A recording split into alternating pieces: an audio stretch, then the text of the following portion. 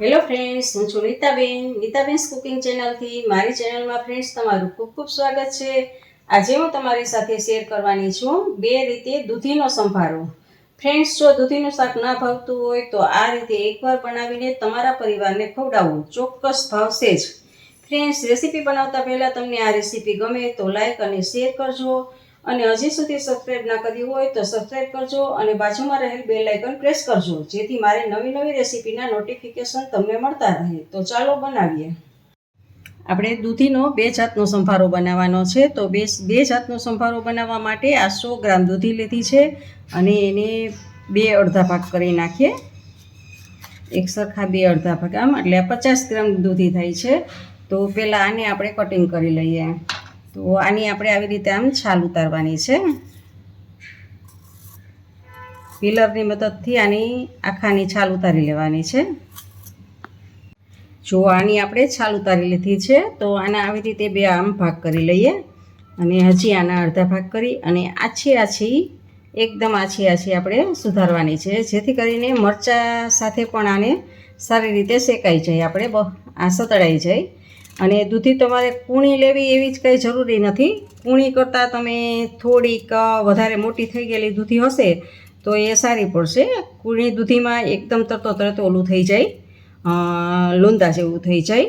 આપણે શેકીએ એટલે સંભારાને આપણે સાતળીએ એટલે લોંદા જેવું થઈ જાય. થોડીક કડક દૂધી હોય તો એ સારું પડે. તો જુઓ, આટલી પાતળી આપણે સ્લાઈસ કરવાની છે. જુઓ, તમે જોઈ શકો છો આટલી પાતળી આપણે આ જુઓ. એટલે પાતળી હશે ને તો જ આપણે મરચાંની સાથે જ આપણે આ સતળાઈ જશે. તો આવી રીતે આપણે આ બંનેને આવી રીતે આમ કરી લઈએ.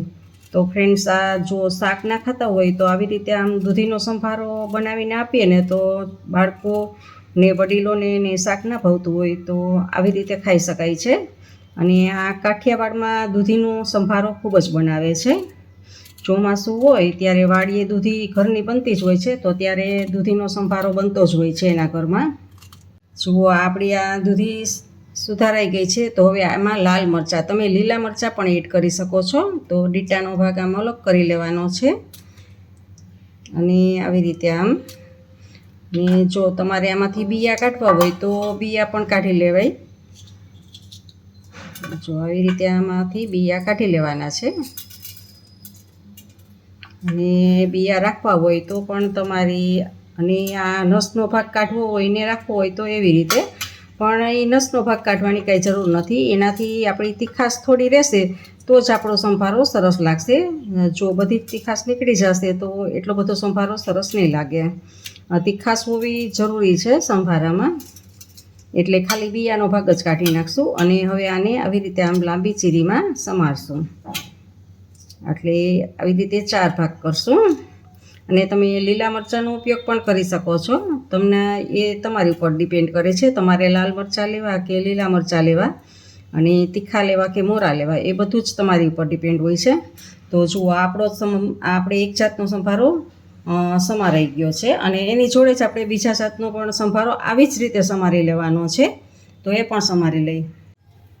સંભારો વઘારવા માટે ફ્રેન્ડ્સ, આપણે ગેસ ઉપર એક મોટો ચમચો આપણે તેલ રાખેલું છે અને તેલ ગરમ થાય એટલે આપણે એમાં રાઈ એડ કરશું. આ સંભારામાં મેથી હોવી ખૂબ જ જરૂરી છે. અડધી ચમચી આપણે મેથી એડ કરશું અને અડધી ચમચી આપણે રાઈ એડ કરશું. મેથી અને રાઈ બંને ચડિયાતા હોવા જરૂરી છે અને હિંગ પણ ચડિયાતી હોવી જરૂરી છે. હિંગનો પણ સારો એવો ટેસ્ટ આવે છે. તો અડધી ટીસ્પૂન જેટલી આપણે હિંગ એડ કરશું અને સારું તતરી જાય બધું એટલે આપણે એમાં થોડીક હિંગ એડ કરશું અને ગેસને આપણે ધીમો જ કરી દઈશું. અને આપણે આ સુધારેલો આપણો સંભારો છે એ સંભારાને એમાં એડ કરશું.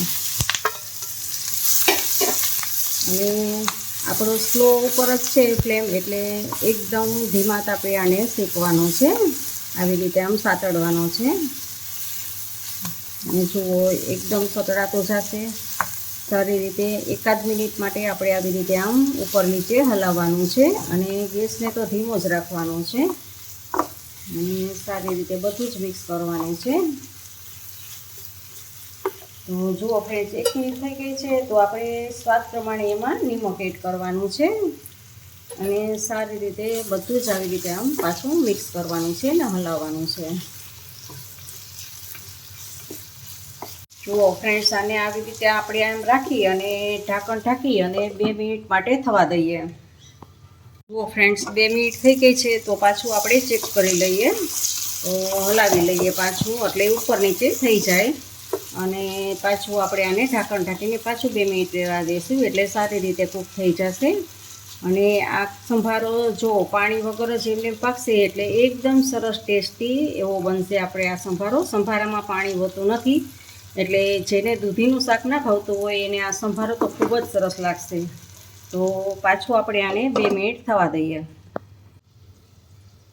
જુઓ ફ્રેન્ડ્સ, આપણે જોઈએ 2 મિનિટ થઈ ગઈ છે અને આપણો સંભારો પણ બની ગયો છે સારી રીતે. તો આને સારી રીતે બધો જ આપણે આમ હલાવી લઈએ.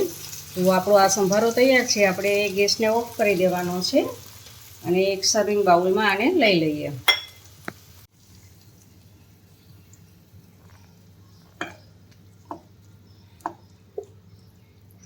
તો જુઓ ફ્રેન્ડ્સ, એકદમ લચકા જેવો આપણો સંભારો આ તૈયાર છે.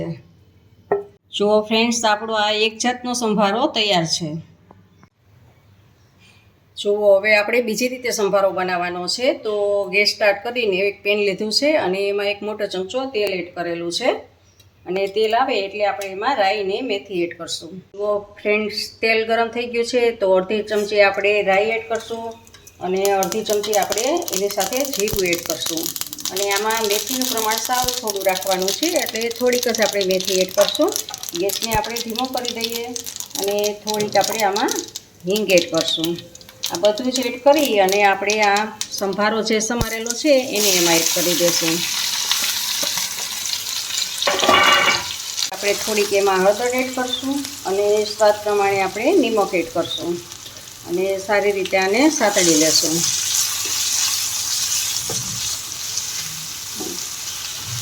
તો આને સારી રીતે સાતળવાનું છે. તો 1 મિનિટ સુધી આપણે સાતળેલું છે અને હવે આપણે ઢાંકણ ઢાંકીને એને 2 મિનિટ થવા દેવાનું છે અને ગેસની ફ્લેમને આપણે સ્લો રાખવાની છે. જુઓ ફ્રેન્ડ્સ, 2 મિનિટ થઈ ગઈ છે તો પાછું આપણે આને થોડુંક સાતળી લઈએ અને હજી આપણે આને 1 મિનિટ માટે થવા દઈએ.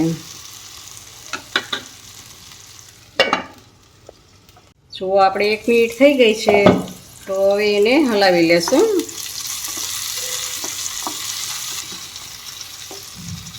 અને આમાં આપણે 1 ટીસ્પૂન જેટલી આપણે ખાંડ એડ કરશું અને અડધી ચમચી આપણે લીંબુનો રસ એડ કરશું અને સારી રીતે આપણે મિક્સ કરી દઈશું. અને આવી રીતે આમ ફેલાવી દઈશું બધે જ. 2 ટીસ્પૂન જેટલો આમાં ચણાનો લોટ આપણે શેકીને લીધો છે એને આપણે એડ કરશું આમાં. અને આવી જ રીતે હલાવ્યા વગર જ આવી રીતે આમ ઢાંકણ ઢાંકી અને 1 મિનિટ માટે રહેવા દઈએ.